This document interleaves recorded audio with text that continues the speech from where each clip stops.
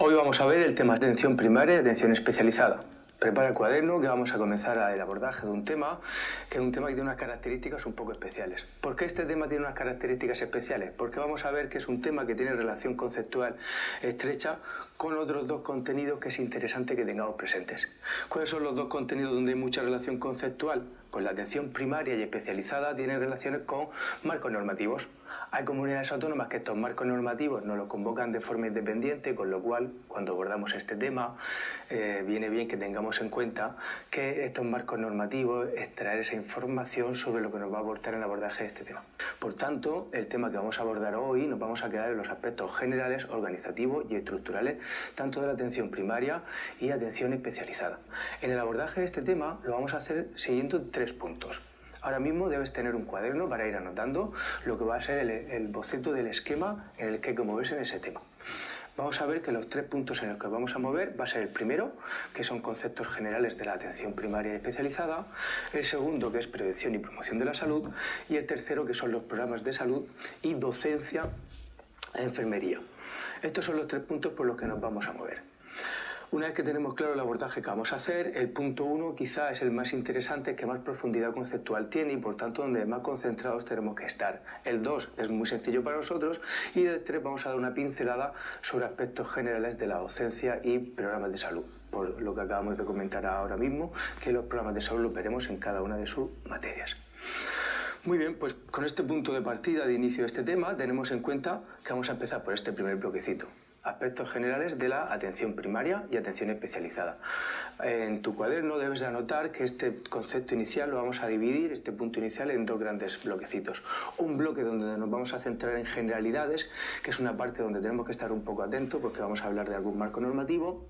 Y luego la segunda parte, que es más amable, que habla sobre la salud comunitaria. Conceptos que la mayoría de nosotros estamos muy familiarizados con ellos. Por tanto, primer bloque de contenido, 2 subapartados, aspectos generales y luego salud comunitaria. Vamos a por ellos. Primer punto, como ves ahora mismo en la presentación, se divide en 3 apartaditos que vamos a ver, que son el tipo de sistema sanitario, el desarrollo del sistema sanitario y cómo se organiza. Todos los aspectos que tenemos aquí dentro vamos a ver que se abordan directamente a través de lo que digan los marcos normativos y leyes. Cuando hablamos de cómo se organiza la atención primaria y especializada, tenemos que tener en cuenta que solemos tener propuestas a nivel nacional que establece el Estado y luego cada comunidad autónoma suele establecer las suyas propias. Cuando habla las áreas de salud que tiene una comunidad autónoma, eso lo regula la propia comunidad autónoma. Con lo cual nos movemos en 2 aspectos básicos. Uno, que es el que nos comenta a nivel estatal, y otro a nivel autonómico.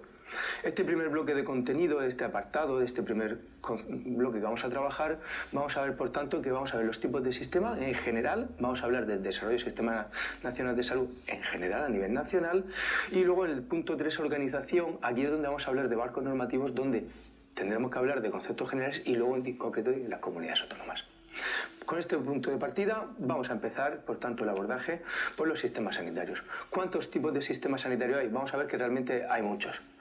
Nosotros nos suena que en España tenemos el Sistema Nacional de Salud porque es el que estamos familiarizados y porque la Ley General de Sanidad dice que España tiene un Sistema Nacional de Salud. ¿En qué se caracteriza nuestro sistema? Todos lo conocemos. Es un sistema que tiene una cobertura universal y que parte de los presupuestos generales del Estado. España es un país, junto a unos cuantos países más, que tienen un sistema de altas prestaciones, en este sentido, de una cobertura pues relevante a través de este modelo. ¿Hay más modelos? Claro que los hay. Ahora mismo vemos en la presentación que hay 5 modelos más. Está el modelo liberal, el modelo de seguro voluntarios, el modelo socialista. De todos los modelos que hay, cuando leemos, hacemos una lectura ágil, vemos que son conceptos muy sencillos. La primera idea importante de esta sesión de hoy es que España no solo tiene un único modelo. Hay países que adoptan un modelo y solo pueden tener uno. Hace incompatible la coexistencia de otros. España no.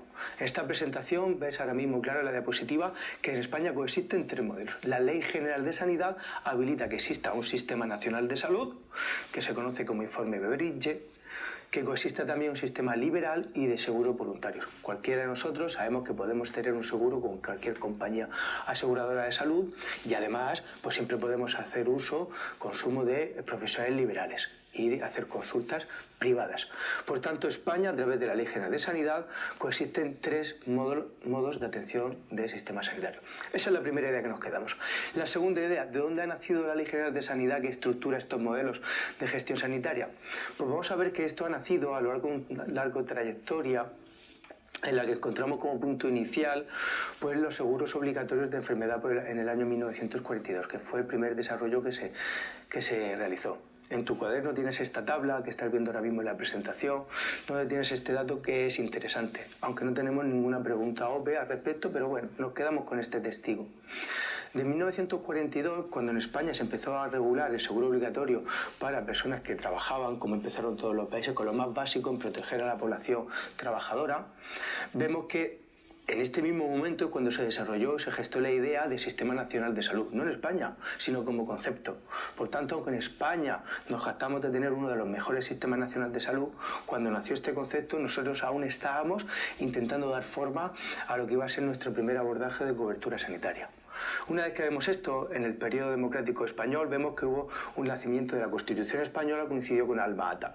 Esto es interesante porque vamos a ver que la Ley General de Sanidad está impregnada tanto del mandato de la Constitución española como de muchos conceptos básicos de Alma Ata. Y esto es fundamental en la sesión que vamos a ver hoy, puesto que la atención primaria, toda la estructuración inicial, tiene muchos conceptos de Alma Ata. Una vez que tengo esto claro, la última idea que tienes que tener clara de esta tabla es que ves que antes de la Ley General de Sanidad, 2 años antes, nació un decreto que fue el Decreto de Estructuras Básicas. Es interesante que sepamos que existe, porque una pregunta que podría ser muy elemental sería que ¿cuál fue la primera regulación en España sobre las estructuras, áreas básicas y zonas básicas de salud? Y vemos que antes, 2 años antes de la Ley General de Sanidad, hubo un marco normativo que fue un decreto de estructuras básicas.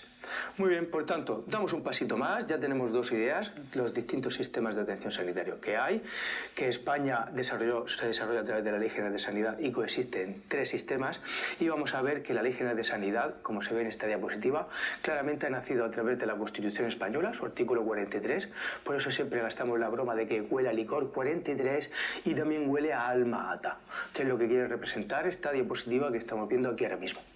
Una vez que partimos de este punto, de estas premisas que estamos comentando, damos un paso más. La Ley General de Sanidad no solo estructura la atención primaria especializada, sino que también estructura las competencias y las divide en las que tiene el Estado, las que tienen las administraciones autonómicas y las que tienen las corporaciones locales. Queda claro en esta presentación que vemos que estas 3 competencias que se dividen entre Estado, corporaciones locales y administraciones autonómicas son bastante diferentes, y vemos que es muy fácil ver que el Estado, como no puede ser de otra manera, tiene competencias en sanidad exterior, en política de medicamentos, todo lo que son marcos normativos y leyes se acoplan perfectamente a competencias que son del Estado. Por tanto, son fácil diferenciarlas. Mucho cuidado con la gestión Ingesa que tenemos ahora mismo en la presentación, porque el Ingesa es algo que se ha producido mucho sus competencias al ser derivadas a las distintas comunidades autónomas, pero vemos que Ingesa es el Instituto de Gestión Sanitario.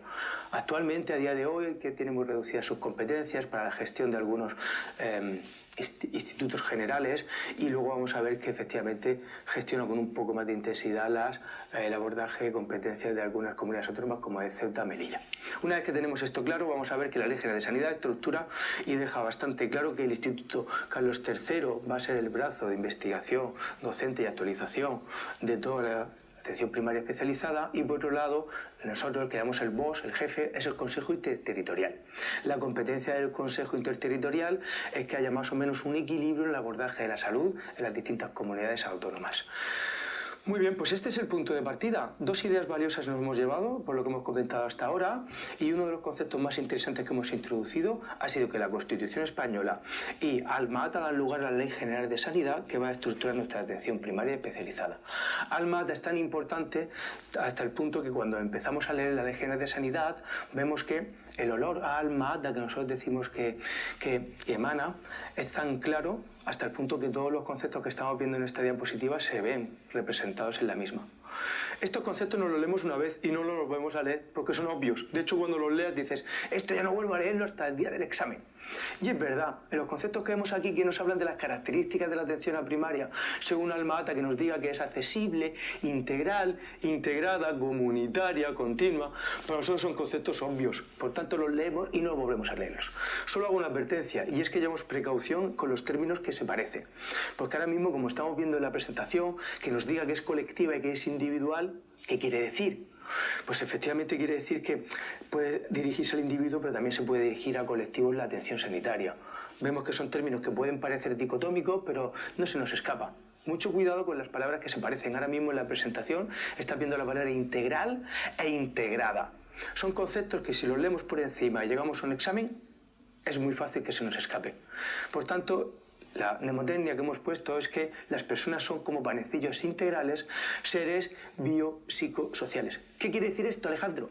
Pues lo que quiere decir esto es que cuando hablamos de la palabra integral nos estamos refiriendo a las 3 dimensiones de abordaje de la persona. Es decir, todo el abordaje integral de la persona. Eso quiere decir la palabra integral.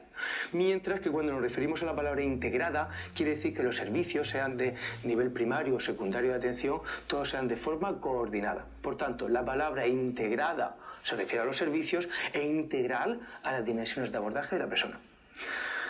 Muy bien, pues una vez que hemos hecho esta introducción del tema y ya tenemos claras unas cuantas premisas en las que nos vamos a mover, vamos a dar un paso más. Antes de ello vemos una pregunta de Extremadura del año 2007, que es la pregunta más realizada sobre este primer bloque de contenidos que estamos abordando, que es sobre Alma-Ata. Concretamente esta pregunta nos ha hablado sobre el año en que se desarrolló Alma-Ata y vemos que es el año 1978, como acabamos de señalar, mismo año que la Constitución Española. Muy bien, pues ya tenemos de dónde ha nacido la estructuración tanto de la atención primaria especializada. Vamos a dar un paso más.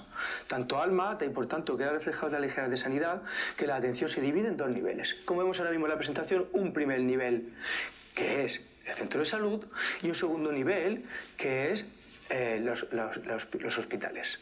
Nos queda claro que el 80%, de hecho, viene de así reflejado en los distintos documentos que lo establece. El 80% del abordaje sanitario se debería hacer a través del primer nivel, que sería la atención primaria, y el resto a través del segundo nivel, que sería la atención hospitalaria. De los hospitales tenemos que tener en cuenta una cosa, los dividimos en 3 niveles. Nivel 1, aquellos que son más sencillitos, los que solemos denominar comarcales, y el nivel 3, que tiene mayor nivel de complejidad y especialización. Esto es muy sencillo, no confundimos los niveles de atención sanitaria, primer nivel centro de salud y segundo nivel hospital, no los confundimos con los niveles de hospital.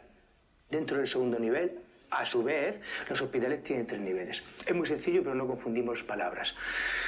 Muy bien, una vez que tenemos esto, vemos una pregunta, por ejemplo, en el Servicio Murciano de Salud del año 2003, que nos comenta que respecto al segundo nivel de atención de salud, ¿cuál es la correcta? En este caso vemos que la correcta es la opción de respuesta 2. Esta pregunta es una pregunta inteligente porque cualquiera de nosotros podríamos pensar que el nivel 1 de salud se da en las zonas básicas de salud a través de los centros de salud y que el nivel 2 se da en los hospitales a través de las áreas de salud. Pero todos nosotros, profesionales, sabemos que realmente en los centros de salud y zonas básicas también hay trabajo especializado, hay especialistas. No hay pediatras en los centros de salud, no hay distintos perfiles de formación especializada, tanto enfermera como facultativa. Claro que sí. Por tanto, esta pregunta nunca elegiríamos que solo se estructura en áreas de salud o solo en zonas básicas. Es el segundo nivel de atención porque vemos que se estructura tanto en unas como en otras. Muy bien. Una vez que tenemos todo este cuadro inicial de abordaje del contenido, vamos a dar un paso más y ahondamos en la Ley General de Sanidad. Con estos conceptos que tenemos en esta diapositiva, tenemos todo lo básico. Si bien es cierto que no han habido preguntas directas sobre artículos de la Ley General de Sanidad, no solo lo abordamos con mnemotecnia, porque otras pruebas como el EIR sí que han tenido preguntas directamente de artículos de la Ley General de Sanidad que aquí se refieren en materia de organización de la atención primaria y de la atención especializada. Por tanto, con mnemotecnia abordamos la diapositiva que tenemos aquí ahora mismo, los artículos clave de la Ley General de Sanidad, que estaría bien que nos lleváramos. ¿Cuáles son los clave? Pues como vemos, el primero de ellos, el artículo 44, nosotros hablamos de 4-4, si dibujo un 4 y le doy la vuelta es una silla, 4-4, las sillas, las bases sobre las que se asienta y sustenta el Sistema Nacional de Salud. Por tanto, el artículo 44 aborda el Sistema Nacional de Salud. Recuerda, 4-4, 2 sillas, le doy la vuelta, las bases sobre las que se asienta nuestro modelo asistencia sanitaria. El 49, un poquito más adelante, habla de los servicios de salud específicos de cada comunidad autónoma y los más importantes son estos finales que tenemos. Los que desarrollan las áreas de salud y los que desarrollan las zonas básicas de salud. Para recordar estos dos últimos, que son los más importantes, siempre tenemos que tener algo de mnemotecnia y ayuda. Para ello vais a ver que esta diapositiva habla de un hospital viejo. ¿Por qué hablamos de hospital viejo? Cada vez que a tu mente venga un hospital muy viejo, piensa que tiene 65 años, que está a punto de jubilarse. Por eso, de tal manera que cada vez que pienses en un hospital a punto de caerse, pensamos 65 años. ¿Para qué nos sirve esto? Para dos cosas. Vuelvo a mi diapositiva anterior y vemos que en esta diapositiva tenemos que 65 es el artículo que regula el hospital en la Ley General de Sanidad. Y si yo le doy la vuelta al número 65, tengo el 56. El 56 son las áreas de salud, que son las estructuras geográficas básicas de organización sanitaria. Cada área de salud, como mínimo, tiene que tener un hospital. Por tanto, cada área, un hospital. El 56... estructura de las áreas de salud y un hospital 65, 56. Primera mnemotecnia sencillita que nos llevamos para relacionar alguna de los conceptos, artículos básicos de la Ley General de Sanidad. Sabemos que antes de llegar al hospital, la atención especializada, tenemos que pasar por la atención primaria. Por tanto, antes de llegar al artículo 65, nos tenemos que pasar por algún artículo previo que es del centro de salud. ¿Cuál es el que está antes del 65? Pues encontramos que en el 63 tenemos los centros de salud y vemos que cada zona básica de salud, que se regula en el artículo 62, tiene que tener un centro de salud. Por tanto, como vemos muchas mnemotecnias sencillitas, nos quedamos con el 44, las bases sobre las que se sustenta, nos quedamos con un hospital viejo a punto de caerse, de jubilarse, que son 65, le doy la vuelta, 56, cada área de salud, un hospital. Antes de ir al 65 al hospital hay que pasar por el centro de salud, artículo 63, centro de salud, y en el 62, zona básica de salud. Como veis, un poco de mnemotecnia para llevarnos a algo que es básico. En esta siguiente diapositiva vemos que la tenemos en nuestro cuaderno tal cual, y esta tabla lo que representa es que tenemos que llevar mucho cuidado y atención en lo que es una estructura básica de atención de salud. ¿Por qué?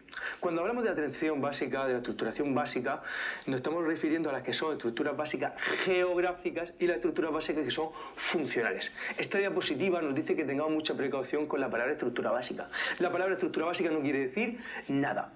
La palabra estructura básica puede ser geográfica y se refiere a cuánta población aborda. Y sabemos que cuando hablamos entre 200 y 250.000 nos estamos refiriendo a la población que puede abordar un área de salud. Y cuando hablamos de la estructuración geográfica basada en la que pueda abordar una zona básica de salud, sabemos que es entre 5 y 25.000. Geográfica, por tanto, vemos que se refiere tanto a zona básica de salud como área de salud. En cambio, vemos que cuando nos estamos refiriendo a funcional, el criterio funcional es dónde pongo un centro de salud dentro de una estructuración de una población. Y vemos que el criterio es funcional porque nos estamos refiriendo a la isocrona. La isocrona es ponerlo de tal manera que todos los distintos pacientes puedan llegar en un tiempo más o menos parecido, que sean 15-30 minutos máximo. Esto es muy sencillo de entender, por tanto uno se basa en los criterios de población y el otro es funcional porque se basa en que podamos llegar de forma ágil a este centro. No tiene más, nos quedamos con esta idea, ¿de acuerdo? Damos un pasito más, nos venimos arriba y una vez que esto lo tenemos porque es sencillo, dices Alejandro, aparte de tener claro que el artículo 56 regula las áreas de salud, doy un pasito más, pues mira, es muy fácil recordar que cada área de salud dentro tiene 3 órganos básicos. Los órganos básicos los aprendemos con mnemotecnia, como tenemos ahora mismo en la presentación, con P, D, G. Aquí, como veis, en la presentación se ha puesto una mnemotecnia poco absurda, que P de G, pediatra de guardia, para recordar que con P es el órgano de participación, con D el órgano de dirección y con G el órgano de gestión. ¿Cuántos órganos tiene cada área? 3. P, D, G, pediatra de guardia, participación, dirección y gestión. Muy bien, pues llegado a este punto de la presentación que estamos abordando hoy, vamos a dar el último paso a este primer bloque de contenido, que son determinar las áreas de salud. En cada comunidad autónoma tenemos que estudiar cuáles son sus áreas de salud, porque es una pregunta potencial que pueda salir. Concretamente, en Comunidad Valenciana, estas áreas de salud quedan reflejadas a través de la Ley 10/2014 de Salud de Comunidad Valenciana. Esta ley lo que estructura básicamente es que estas áreas de salud pasan a denominarse departamentos de salud, pero son estructuralmente exactamente igual que las que acabamos de señalar. La única diferencia que vamos a ver es que estos departamentos sí que tienen relaciones contractuales diferenciales respecto a lo que suele ser la área de salud de otras comunidades autónomas. Entre ellas, la propia ley recoge, como puedes ver ahora mismo en la presentación, recoge que se dan lugar a relaciones público-privadas que pueden ser a través de concesiones administrativas o a través de consorcios, como el Consorcio del Hospital General de Valencia o concesiones administrativas que todos conocemos como es Denia, Vinalopó, etcétera, etcétera. Es interesante quedarnos con esta estructura, esto sirva a modo de recuerdo porque tenemos un marco normativo convocado en relación al mismo, con lo cual allí es donde ahondamos y vemos y analizamos un poco más los conceptos más interesantes en referencia a la Ley 10/2014. Damos un pasito, vemos una pregunta de Andalucía en el año 2002, en la cual vemos que nos pregunta que el marco territorial elemental para la prestación de atención primaria que da acceso directo para la población en la que desea tener capacidad de proporcionar una atención continuada, integral, permanente y accesible. Marco territorial para prestar atención primaria. Marco territorial, atención primaria, sabemos que es zona básica de salud. ¿Cómo vemos esta pregunta en Andalucía? Una pregunta básica sobre los conceptos que estamos hablando en esta sesión. Muy bien, pues con esto hemos cerrado el primer apartado de los bloques que estamos viendo. De la primera parte, que nos vamos a quedar con definiciones de la salud en general, tenemos que quedarnos, ya a todos nos suenan las definiciones que ofrece la OMS, que ya sabemos que OMS las trajo de Stamper, como podemos ver ahora mismo en la diapositiva. Después vamos a ver el concepto de salud de Terris, después el de Salleras y después alguno más actual como es de Lehen-Entralgo. Estos son quizá los 4 conceptos más interesantes. El cuarto de ellos, Lehen-Entralgo, aún no lo hemos visto en pruebas de oposición. Los otros 3 definiciones de salud sí que lo hemos abordado ya y hemos visto distintas pruebas, distintas preguntas de oposición. La primera de ellas que tenemos, de la OMS, vemos que todos sabemos que es de estampas, siempre contamos la anécdota de que vaya una estampa, que ya que la OMS se copió el concepto de la salud, ya lo podía haber hecho bien. Porque todos sabemos que el concepto de salud fue criticado y, como veis ahora mismo en la diapositiva, NUSE. NUSE por ser una definición N de negativa, U de utópica, S de subjetiva y E de estática. Estas han sido las 4 críticas que se han hecho al concepto de salud que acuñó la OMS, insisto, que desarrolló Stamper.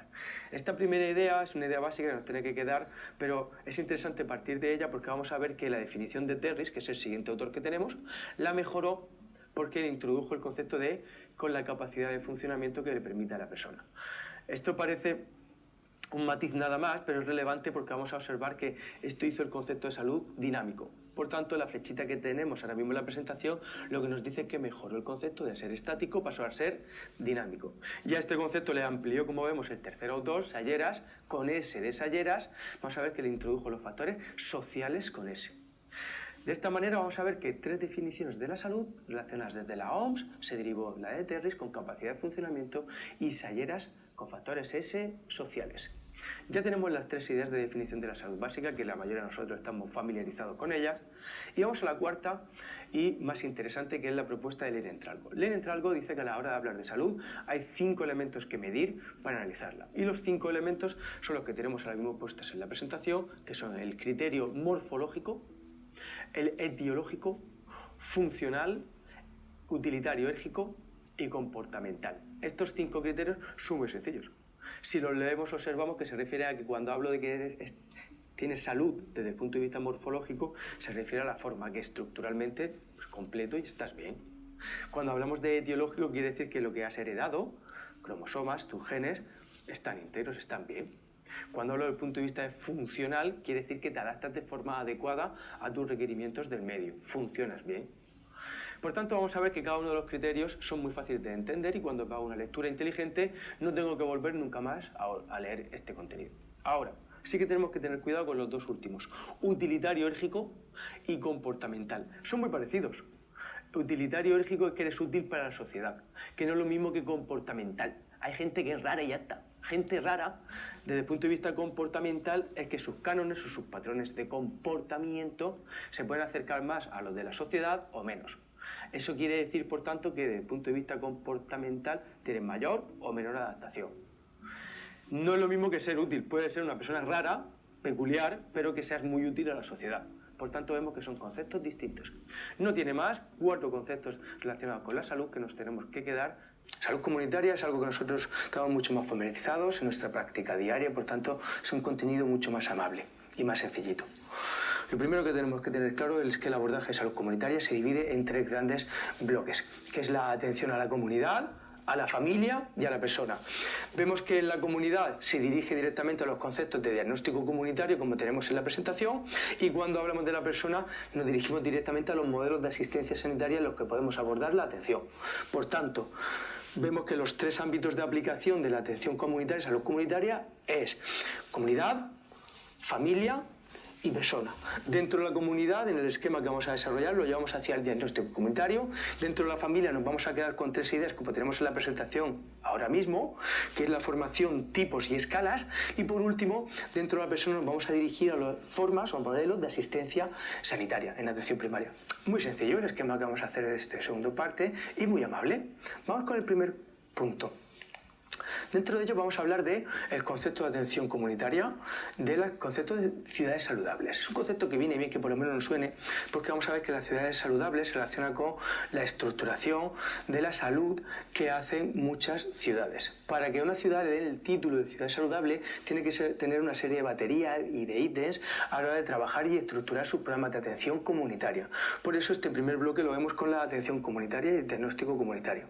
Es importante que haya una serie de premisas que se desarrollaron a través del nacimiento del concepto ciudad saludable. ¿De dónde nace este concepto? Pues vemos en la presentación que la primera ciudad fue Toronto, es considerada ciudad saludable, y pronto la OMS acogió dicho término y hizo una regulación. España no tardó mucho tampoco, vemos que a través de la REX, ¿de acuerdo? Red Española de Ciudades Saludables, se estableció también una serie de ítems para otorgar la titulación de ciudad saludable. Es importante que tengamos esto en cuenta porque ha habido una pregunta, solo una pregunta de oposición que nos ha comentado el concepto de ciudad saludable, concretamente que cuál fue la primera ciudad saludable a nivel mundial que, como acabamos de señalar, fue Toronto. Primera idea sobre atención comunitaria, salud comunitaria, el concepto de ciudad saludable. Segunda idea, cuando hacemos un abordaje comunitario es muy importante que sepamos un término que está de moda que se llama el término APOC. El término APOC a la hora de hacer un diagnóstico abordaje comunitario significa dirigirse a los pequeños grupos estructurales de la comunidad. ¿Para qué voy a crear yo en el centro de salud grupo de diabéticos, grupo de hipertensos, grupo de...? No tiene tanto alcance como aprovechar los grupos estructurales que hay en la comunidad y dirigirse a ellos. Si hay un centro de atención a la mujer donde se trabajan ciertas cosas, nos dirigimos a ellos. Si hay un grupo de abueletes que juegan a la petanca, nos vamos al grupo estructural. Es mucho más fácil trabajar con grupos que ya están estructurados en la comunidad. Y este concepto se llama estrategia APOC, dirigirse a los grupos estructurales que hay para formar grupos de trabajo, hacer un diagnóstico comunitario y por tanto ser mucho más eficientes. Es un término que está de moda y está bien que nos suene el mismo. A la hora de hacer un diagnóstico comunitario, esta tabla no salga corriendo porque es muy sencilla. Lo que te está diciendo es que cogemos información de distintos sitios. Si ahora mismo solo nos dan 5 millones de euros para tomar decisiones sobre un centro de salud donde vamos a trabajar, para hacer la redistribución de ese capital, tenemos que ver cuáles son los problemas que tiene la población a la que vamos a abordar. Hacer un listado de problemas y priorizarlos. Esto es obvio. Vemos que lo que hacemos es obtener información de esa población. ¿Cómo lo hacemos? Lo inteligente es aprovechar los informes que ya tenemos. Vemos que de todo lo que tenemos aquí, ¿tenemos informes de mortalidad de la población? Sí, son obligatorios. ¿Tenemos informes de movilidad diagnosticada? Vemos que hay documentos como el CMBD, que es el conjunto mínimo básico de datos, que son los mínimos datos que cogemos a todos los pacientes que tienen contacto con la institución sanitaria. Por tanto, todo lo que estamos contando ahora mismo es que a la hora de hacer un diagnóstico comunitario hay una serie de archivos y documentos que es obligatorio, que están presentes, pues vamos a hacer uso de ellos a la hora de ver cuál es la salud de la población que vamos a abordar. Lo que no podemos saber es lo que pone al final de esta tabla, es la morbilidad percibida. Lo que no sabemos es lo que piensa la población. Para obtener este tipo de información a la hora de hacer un diagnóstico comunitario sí tendremos que ir y preguntarle a la población, hacer encuestas. Es muy interesante que tengamos en cuenta que a la hora de hacer el diagnóstico comunitario la morbilidad percibida es relevante, porque si tenemos en cuenta la motivación que tiene la población a la que nos vamos a dirigir, es mucho más sencillo que nuestros programas de atención comunitaria tengan mayor calado y mayor profundidad. Muy bien, pues con esto cerramos, de los tres ámbitos de aplicación de la salud comunitaria, cerramos el primero, comunitario. Vamos al segundo que hemos dicho, que es la familia. No vamos a entrar en los tipos de familias que hay, los leemos. Llama la atención ver que una persona que vive sola, según la OMS, puede ser un tipo de familia. Pues muy bien, me lo leo y cuando llego a un examen, si lo veo, pues no me suena raro. Si lo dice la OMS, pues bienvenido es. No vamos a hablar de cómo se forma una familia, cómo se diluye, porque eso es muy sencillo. Hacemos una lectura comprensiva. La parte más interesante de la familia están las escalas para medir la salud de la familia. Hay distintos tipos de escalas y hay una que tenemos que llevar mucho cuidado, que es la escala de Apgar, en este caso familiar. Mucho cuidado porque Apgar lo vemos en el tema de infantil y sabemos que mide la adaptación a la vida extraterrena. Aquí Apgar se está refiriendo a la salud familiar. Lo bueno que tiene el cuestionario de Apgar es que se mide exactamente con los puntos de corte que el mismo Apgar que utilizamos en la asignatura de enfermería infantil, de tal manera que cuando da puntos muy bajos es una familia disfuncional y cuando da puntos muy altos es una familia bien adaptada. Puntos altos es a partir de 7. De 7 a 10 puntos es una familia con un buen ajuste social. De todo lo que estamos comentando, vemos ahora mismo en la presentación que aparece una carpa, un pescado. Ese pescado lo que está transmitiendo es que la palabra carpa te ayuda a recordar los 5 elementos que mide Apgar.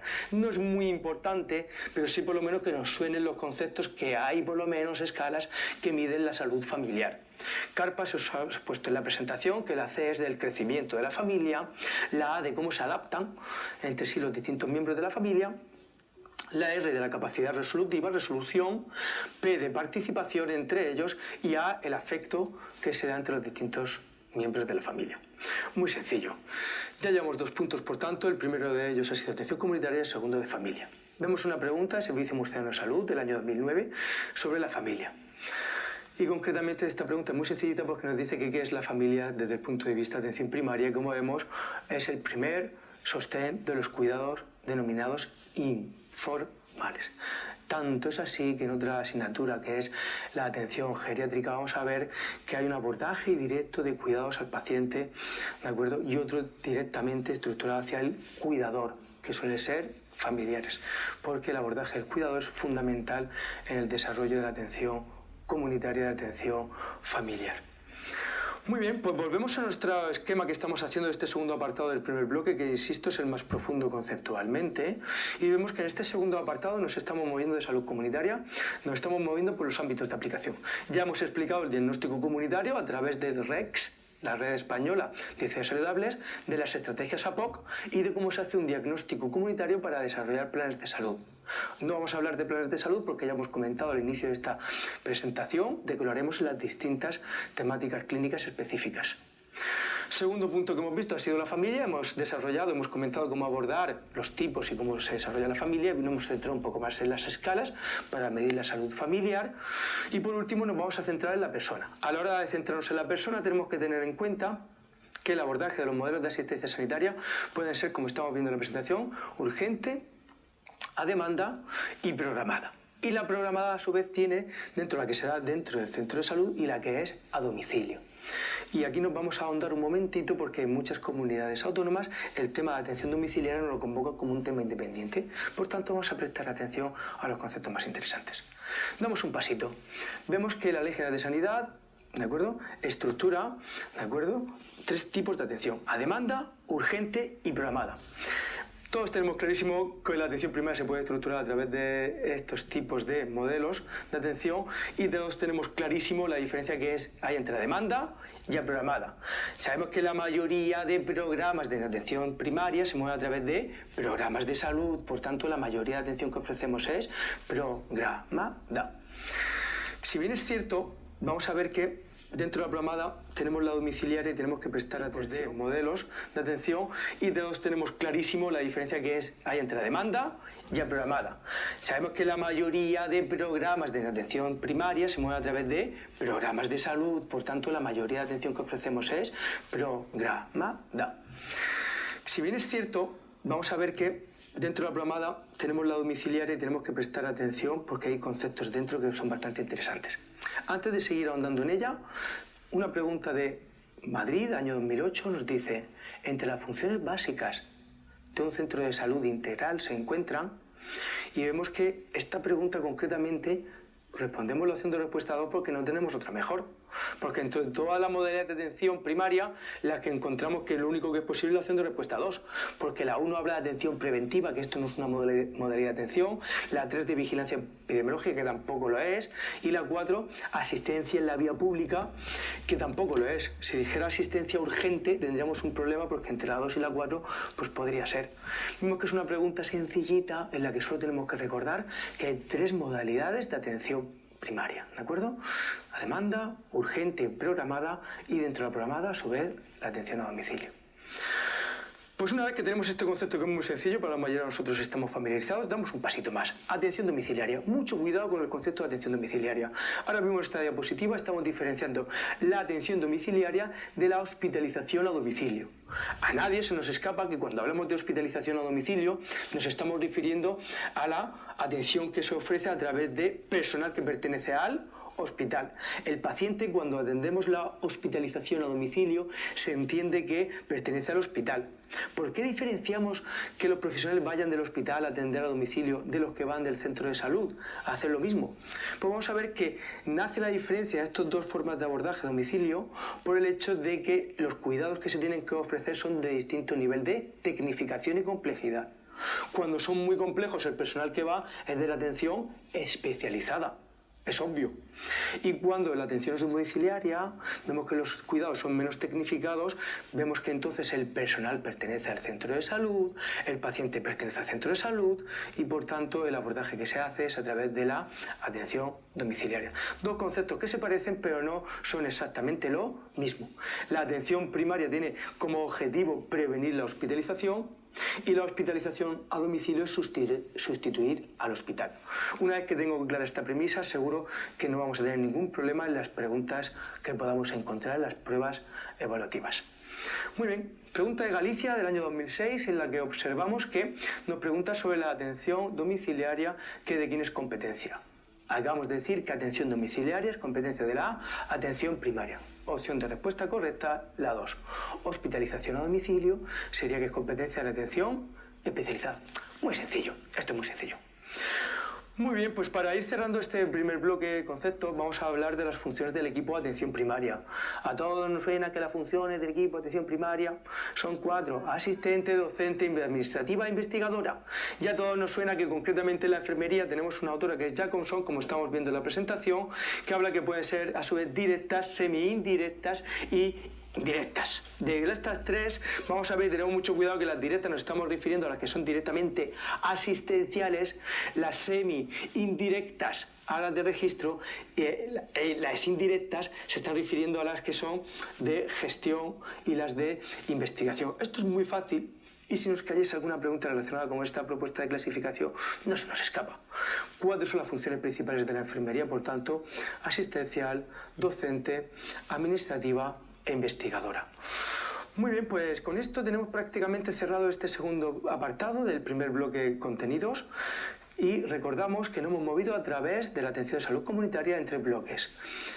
Diagnóstico comunitario, los ámbitos de aplicación que hemos comentado que era comunitario, familia y persona y las modalidades de asistencia sanitaria en atención primaria. Muy fácil desarrollar de aquí nuestra propuesta esquemática y darle un cierre conceptual a este primer bloque de contenido. Para cerrar este primer bloque de contenido, vamos a hablar de algo muy interesante en la atención primaria especializada, que son los sistemas de información. Todo lo que vamos a aprender de sistemas de información muy sencillo porque lo tenemos en esta diapositiva. Lo que muestra esta diapositiva es que la historia clínica se regula, como bien tenemos señalado, a través de un marco normativo que es la Ley 41/2002, que es de autonomía del paciente, y documentación sanitaria, historia clínica. Por eso la mayoría de nosotros que tenemos este tema convocado de forma independiente, pues lo veremos de forma independiente. Cuando vamos a una comunidad autónoma donde no lo tenemos, pues nos quedamos solo que en esta parte del contenido la historia clínica está dentro de la Ley de Autonomía del Paciente, documentación sanitaria, y establece que tiene una serie de apartados, concretamente 14 apartados. Y de los 14 apartados que tiene, solo hay 2 que pertenecen específicamente a enfermería. Uno es la aplicación y tratamiento de los cuidados enfermeros y otro es el informe de continuidad. No el informe de alta de enfermería, sino el informe de continuidad en los cuidados, que es lo que coordina la atención especializada entre la atención primaria. Muy bien, teniendo esto en cuenta, tenemos los datos básicos de la que nos ofrecen los sistemas de información respecto a la Ley de Autonomía del Paciente. Lo curioso es que esta ley dice que la historia clínica puede ser cualquier soporte. Comienza diciendo que puede ser papel, escrita, que puede ser audiovisual y acaba diciendo que puede ser cualquier soporte que garantice y dé la garantía mínima de conservación, preservación, confidencialidad, etcétera, etcétera. Muy bien. Primera idea. Segunda idea, de los sistemas de registro, hay muchos sistemas de registro que nos ayudan a organizar la información, tanto en la atención primaria como en la especializada. Ya como hemos comentado, que el segundo que tenemos ahora mismo es el CMBD, que hemos dicho que es Conjunto Mínimo Básico de Datos. Es muy importante que sepamos que existe esto porque, como hemos comentado anteriormente, a la hora de ver el diagnóstico de una comunidad, pues miras un poco cuál ha sido la morbilidad, de qué está muriendo la gente de una población determinada, cuáles son el mayor número de enfermedades que está teniendo, con lo cual el CMBD es interesante que lo tengamos en cuenta. Tenemos preguntas sobre el CMBD. Antes el número de ítems que tenía era muy reducido. Lo malo, entre comillas, es que a partir de 2015 se transformó y el CMBD amplía hasta 31 ítems. Ahora es muchísima la información mínima que cogemos de los pacientes a la hora de hacer este informe. Tercera idea que tenemos que tener clara es que hay otro sistema de informes, que es la CIE-10, que clasifica todas las patologías.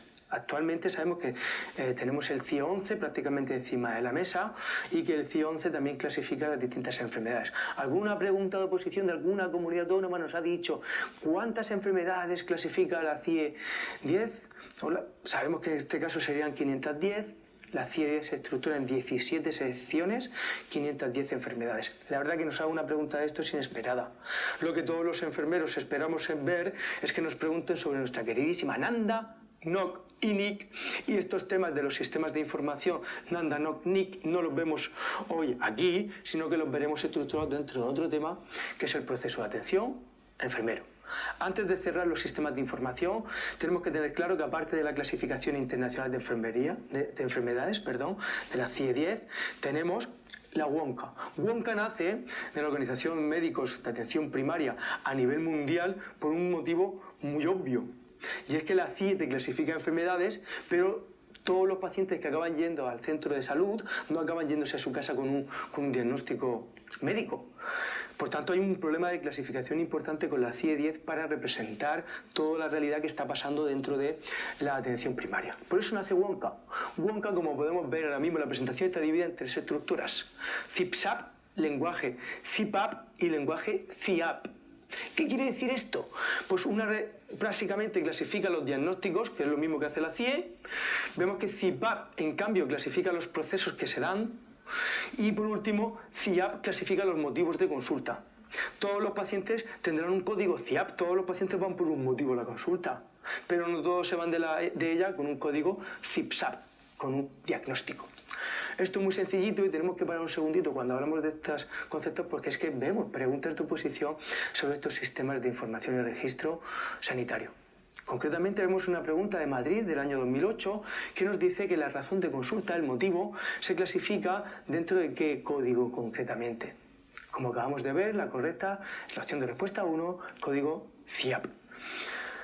Muy bien, pues con esto cerramos el primer bloque que hemos visto, que tiene una profundidad conceptual mucho más interesante, pero que acabamos de estructurar muy bien, dos apartados, que es muy fácil que nos llevemos el esquema realizado. Recordad que el primero hemos dicho aspectos generales y el segundo ha sido de salud comunitaria a través de los tres bloques que acabamos de analizar.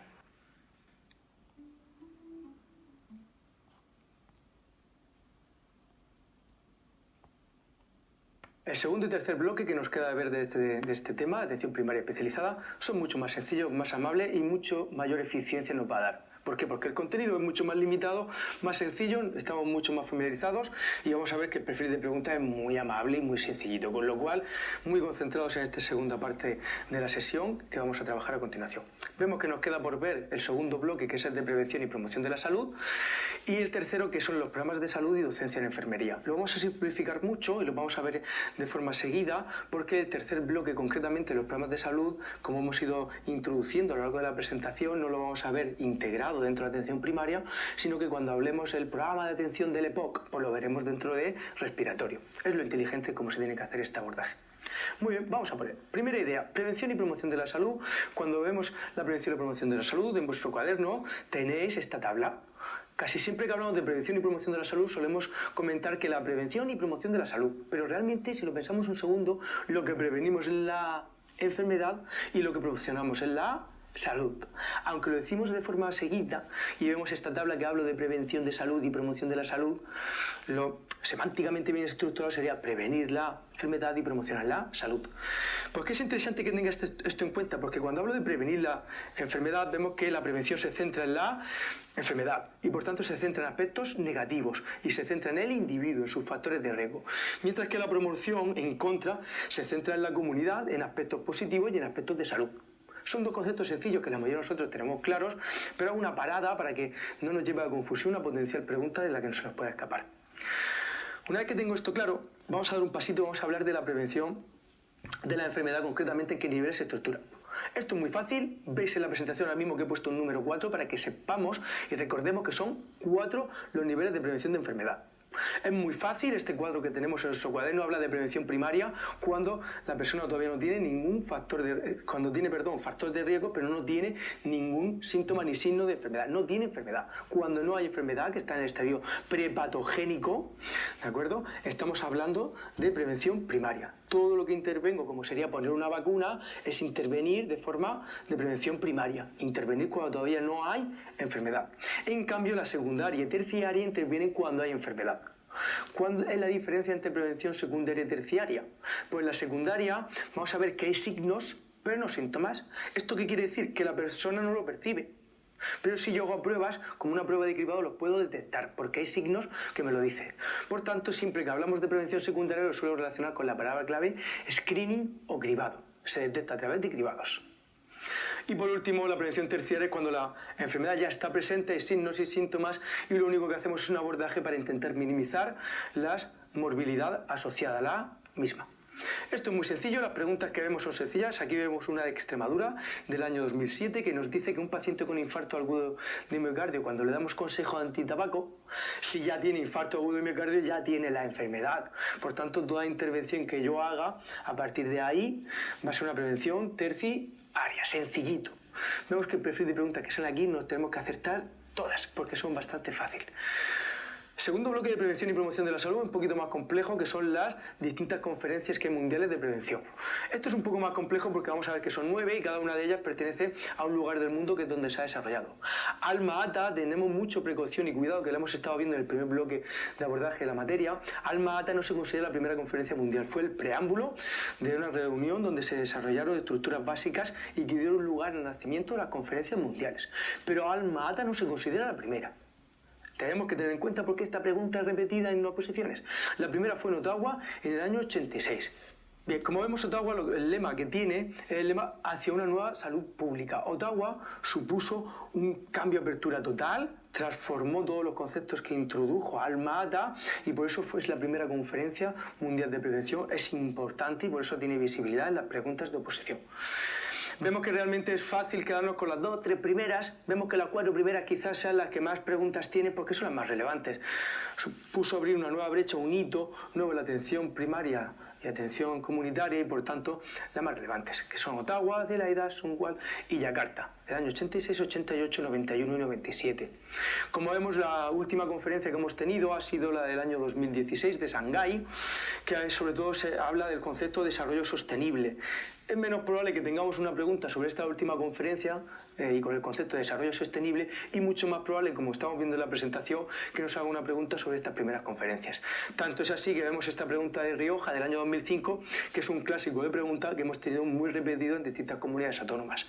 ¿Qué nos pregunta la primera conferencia mundial de promoción de la salud? En este caso recordamos que acabamos de decir que es Ottawa.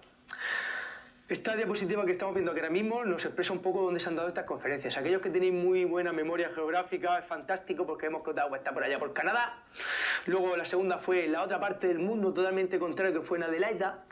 Sunwon, que está justo para allá por Suecia. Bueno, no tiene más, pero es una tontería para que veamos en el mundo cómo se ha estructurado estas conferencias y que realmente ha habido un movimiento tremendo a la hora de relacionar cada una de ellas para intentar que tenga una representatividad por muchos países a nivel mundial. Muy bien, pues esta es la primera idea que cerramos de prevención y promoción de la salud. La prevención y la promoción de salud nos lleva directamente a hablar algo muy interesante que tenemos en la presentación, que son los grupos de trabajo. ¿Qué es esto de los grupos de trabajo? Los grupos de trabajo vamos a ver que son instituciones, organismos, que lo que hace es colectar toda la evidencia científica que hay sobre determinados aspectos sanitarios clínicos y dar una serie de recomendaciones. Vemos que las más importantes a nivel mundial son las Task Force canadiense, que fue la primera, que nació en el año 76. La segunda fue en el año 84, que fue la Task Force norteamericana. Y vemos que en España pues tardamos un poquito más y la Sociedad Española de Médicos de Familia establecieron su propio grupo de recomendaciones a nivel nacional a través de la SENFIC, a través de lo que denomina los PAPs, que los PAPs son los paquetes mínimos de prevención y promoción de la salud a nivel nacional, en el año 1988. Cualquier profesional, ¿de acuerdo?, debe tener en cuenta que saber esto, porque creo que todos los que trabajamos en la práctica clínica diaria, de vez en cuando pues, nos metemos y consultamos la mejor evidencia que tenemos en la recomendación de alguno de estos grupos. Sin lugar a dudas, los norteamericanos, y vemos que los canadienses son los más relevantes, que más peso específico tienen. Muy bien. ¿Cómo se desarrollan estas recomendaciones? La mayoría de ellas se desarrollan a través de lo que se conoce como guías de práctica clínica. Cuando introducimos este concepto, tenemos que tener claro que no es lo mismo hablar de vías de práctica clínica que guías de práctica clínica, que protocolo, que procedimiento. En esta diapositiva vemos claramente que nos está diferenciando cada uno de estos aspectos. Cuando hablo de una vía de práctica clínica, las vías de práctica clínica son procesos integrales que estructuran muy bien el abordaje de un aspecto de salud concreto, pero de una forma específica en una institución. De cuándo entra un proceso determinado, quién lo aborda en primera instancia, quién en segunda, cómo se hace, detalla desde una entrada hasta una salida. Eso es una vía de práctica clínica, que no tiene nada que ver con un procedimiento. Un procedimiento es un aspecto concreto de una vía clínica, que te dice quién y cómo y cuándo hace una cosa determinada. El protocolo, vamos a ver que aborda y es más general que un procedimiento, porque el protocolo te dice quién, cuándo, cómo, qué hacer, mientras que el procedimiento te dice cómo se hace una cosa determinada. Por tanto, estamos viendo que realmente cuando hablo de vía de la práctica clínica, hablo de un proceso muy general, de una entrada y una salida, con muchos subprocesos. Cuando hablo de un protocolo, lo que hace es básicamente determinar dentro de un área muy determinada quién, cuándo, cómo, qué es lo que se hace, y un procedimiento concretamente cómo se hace. Por tanto, distintos niveles de abstracción conceptual, que es muy sencillito. Las guías de práctica clínica pues, son de las más interesantes, porque son las que desarrollan los acúmulos de evidencia, y de hecho vamos a ver que para que se desarrolle una guía de práctica clínica tiene que haber evidencia, tiene que haber investigación sobre los contenidos que vamos a abordar. Si no, las guías de práctica clínica sobre ese concepto en concreto no pueden existir. ¿Qué son las guías de práctica clínica realmente? Es muy curioso leer la definición de guía de práctica clínica, porque vemos que son recomendaciones sistemáticas que ayudan a los pacientes y a los profesionales a orientar la toma de decisiones. Puedes ponerte en el rol que quieras, como paciente o como profesional. Si te pones como paciente, ¿cuántas veces te has leído una guía de práctica clínica para ir a que te atienda un facultativo o que te atienda un enfermero, una enfermera? Nunca. ¿Qué paciente viene con una guía de práctica clínica leída? Esto es llamativo, es curioso ver que la guía de práctica clínica sirve para orientar al paciente. Si acaso es profesional, que somos los que leemos, estamos más familiarizados con los términos clínicos, pero bueno, es una llamada de atención, no tiene más, llama la atención ver la definición que tiene la guía de práctica clínica. Como acabamos de decir y tenemos en la presentación, nace por el acúmulo de evidencia y niveles de evidencia en distintos estratos. Los niveles de evidencia no los vamos a ver en esta sesión, porque esto se estudia dentro de la asignatura de investigación. Muy bien. Damos un pasito, en la siguiente diapositiva vemos claro los protocolos de salud. Acabamos de decir que mucho cuidado con protocolo y procedimiento. Procedimiento es una determinación exacta de un procedimiento. Solo hablo de cómo se hace una cosa, mientras que un protocolo es algo mucho más genérico. ¿Quién? ¿Cuándo? ¿Cómo? ¿Qué? Por tanto, tenemos que en esta diapositiva vemos claro que los protocolos son interesantes a la hora de hacer un abordaje en la clínica, ayuda al profesional a orientar una estructuración de forma de tomar decisiones. Los tipos de protocolos que hay son básicamente dos, que son los de diagnóstico y los de tratamiento-control. Es fácil, la mayoría de nosotros estamos muy acostumbrados a ver tanto unos como otros. Tanto es así que aquí tenemos una pregunta del examen de Murcia 2010, en el que dice que los protocolos más frecuentes que encontramos en atención primaria son, Como acabamos de comentar, la correcta es la opción de respuesta 4, que son los diagnósticos y los de control o tratamiento, que acabamos de señalar. Muy bien, pues para cerrar este bloque vamos a la última parte de la sesión de trabajo de atención primaria, que es la docencia. En la docencia es muy fácil, en esta diapositiva tenemos toda la información que nos tenemos que quedar básicamente. Vemos que en la docencia tenemos que estructurar la pregrado y la posgrado. Dentro de la pregrado queda claro que tenemos la regulación a través de decretos, de la titulación de enfermería, que se hace a través del decreto 2005, pero mucho cuidado porque también se hace la de posgrado a través de 2005 y también se hace la de especialidad a través de 2005, con lo cual 2005 es peligroso y no nos dice nada. Nos tenemos que quedar con el número de decreto. La 5555-2005, 55-2005, de acuerdo a lo que regula la formación de grado. 1 más 56 posgrado. Y luego el 450-2005, la de las especialidades de enfermería. Es fácil que si tenemos un tema convocado que se llama docencia, nos pregunte por un marco normativo y cualquiera de estos 3 decretos podrían ser preguntados.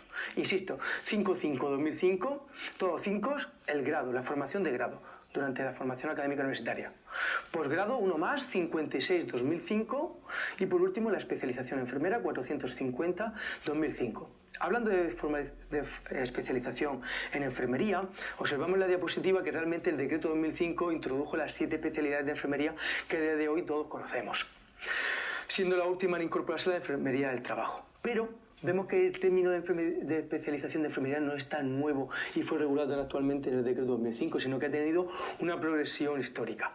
En la diapositiva vemos claramente que nació mucho antes, en el año 1957, y observamos que había especialidades que ya han desaparecido, como especialidad en neurología, en radiodiagnóstico. ¿Cuántas veces hemos ido a un enfermero o enfermera veterana que nos decía yo que soy especialista en neurología? Y muchos de nosotros la mirábamos como diciendo especialista en neurología. Pues que desconocemos que efectivamente en el desarrollo histórico de las especialidades en España efectivamente existía una regulación anterior donde había especialidades que hoy ya no están estructuradas como tal. Antes de despedirnos de este bloque de docencia tenemos que tener claro que la especialización de enfermería a través del decreto que salió en el año 1987 se hace a través de una vía que se llama vía EIR. A todos nos suena y sabemos que hay otra forma de obtener la especialización que es a través de las vías excepcionales que el Ministerio ha puesto sobre la mesa. Las vías excepcionales tienen que reunir, pues son 3 las vías. En la primera de ellas tener 4 años de experiencia en la área clínica, en concreto en la que te vas a especializar, o bien otra de las vías es que tengas 2 años de experiencia nada más, pero 40 créditos de formación académica en esa área de especialización. Y por último, la tercera vía son para profesores de universidad que tienen que tener como mínimo 1 año de experiencia en la clínica, en la asistencial, más 3 años de docencia, formación universitaria obviamente, dando clases en universidad, de acuerdo con un profesor. Muy bien, estas son las 3 vías. El Ministerio saca los periodos en los que, si cumplen los requisitos de estas vías, te saca los tiempos en los que vas a poder acceder a hacer un examen. Si apruebas el examen, tienes la especialidad. Si no, todas las especialidades se van a través del sistema de formación EIR. Muy bien. El último concepto que vamos a ver en esta sesión de hoy es el concepto de formación continuada. La formación continuada, como bien dice la palabra, es continua. Esto se regula a través de un marco normativo, como vemos en la presentación, que es la Ley de Ordenación de las Profesiones Sanitarias, la LOPS, en la que estructura cómo tiene que ser la formación, qué requisitos tiene que tener, cómo se tiene que estructurar. La mayoría de nosotros esto nos suena mucho y lo que estamos viendo en la F verde en la presentación es una amiga que nos acompaña a lo largo de nuestra última vida profesional, porque una vez que eres profesional y que ya tienes tu titulación, nos pasamos la vida continuamente haciendo cursos que están acreditados y que están dándonos formación. Bien porque es muy valiosa para nuestra formación, actualización, bien porque nos da créditos para ir a la bolsa, a que nos dé puntos en la bolsa, y bien porque a la hora de hacer oposiciones nos puntúa. Y de hecho, los baremos que sacan en las distintas oposiciones nos dicen que tienen que estar actualizados para que nos puntúen. Con lo cual, la formación continuada es un término que la mayoría de nosotros lo tenemos bastante presente. Muy bien, pues para cerrar este último bloque que estamos comentando, tienes aquí la idea de cómo tienes que estructurarlo de forma esquemática. Acabamos de ver que este segundo y tercer bloque se tiene que resumir tal como tenemos en esta diapositiva. Esta diapositiva nos dice que el primer bloque que tienes que esquematizar son los niveles de prevención, que hemos comentado 4. De esos 4 hemos hablado de prevención primaria, secundaria y terciaria. La primaria, recordamos que hemos dicho que actuamos cuando no hay enfermedad. La secundaria cuando hay enfermedad, pero hay signos, pero no síntomas. Y la terciaria cuando la enfermedad ya está presente. La cuaternaria, recordamos todos que es prevenir la iatrogenia, es la sobreintervención de los profesionales de la salud. Cuando hacemos una sobreintervención exponemos a los pacientes a que puedan sufrir consecuencias negativas. Por tanto, la cuaternaria, que estamos mucho menos acostumbrados, es este concepto. Por último, segundo punto, hemos dicho que eran las conferencias, 9 de ellas, hemos dicho que nos centramos sobre todo en la primera. Recordamos que la primera era Ottawa. Tercer punto de análisis que tienes que esquematizar son los grupos de trabajo. Ya hemos dicho que tenemos los norteamericanos, canadienses y en España SENFIC. Hemos dicho que el más importante y el primero que nació fueron los canadienses. Y por último, docencia de enfermería. Recordar que se da en 3 apartados, que son la formación pregrado, posgrado y la especialización de enfermería. Con esto damos un cierre conceptual al tema de atención primaria y especializada. Recuerda que para cualquier duda puedes escribir a los profesores en nuestro